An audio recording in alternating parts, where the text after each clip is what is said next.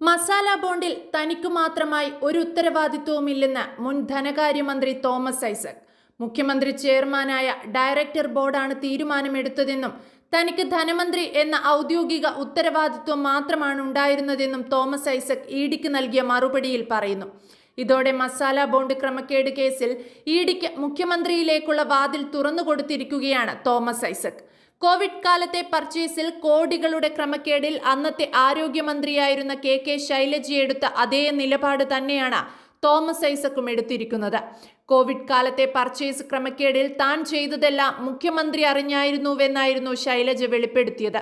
കഴിഞ്ഞ ദിവസമായിരുന്നു ഇഡിക്ക് മുൻപിൽ തോമസ് ഐസക് അവസാനമായി ഹാജരാകേണ്ടിയിരുന്നത്. എന്നാൽ ഹാജരായില്ല. തുടർന്നാണ് ഇഡിക്ക് മറുപടി നൽകിയത്. ലണ്ടൻ സ്റ്റോക്ക് എക്സ്ചേഞ്ചിലൂടെ ധനസമാഹരണത്തിന് കിഫ്ബി മസാല ബോണ്ട് ഇറക്കിയതിൽ ക്രമക്കേട് നടന്നെന്ന CAG റിപ്പോർട്ടിന് പിന്നാലെയാണ് ഇഡി ഫെമ ലംഘനത്തിൽ അന്വേഷണം തുടങ്ങിയത്. ഇതിലേക്ക് മുഖ്യമന്ത്രിയെ കൊണ്ടെത്തിച്ചിരിക്കുകയാണ് ഐസക്. കിഫ്ബി മസാല ബോണ്ടിൽ തനിക്ക് പ്രത്യേകമായി ഒരു ഉത്തരവാദിത്വവുമില്ല. കിഫ്ബി രൂപവൽക്കരിച്ചതു മുതൽ 17 അംഗ ഡയറക്ടർ ബോർഡുണ്ട്.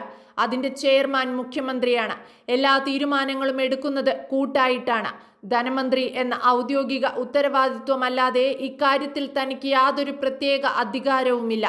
തോമസ് ഐസക് നൽകിയ 7 പേജുള്ള മറുപടിയിൽ പറയുന്നു.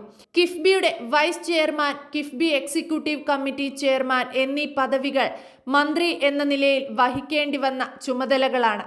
മന്ത്രി ചുമതല ഒഴിഞ്ഞതോടെ കിഫ്ബിയുടെ ഏതെങ്കിലും രേഖകളോ കണക്കുകളോ എനിക്ക് ലഭ്യമല്ല എന്നായിരുന്നു അദ്ദേഹം കഴിഞ്ഞ ദിവസം ഫേസ്ബുക്കിൽ കുറിച്ചത്.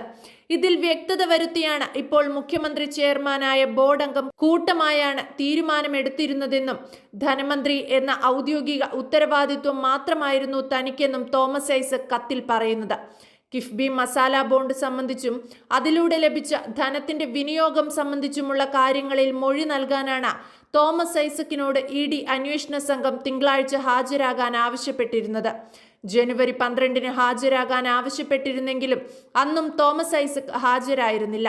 ഇത് സംബന്ധിച്ച് 1.5 വർഷത്തിന് ശേഷമാണ് നോട്ടീസ് അയച്ചത്.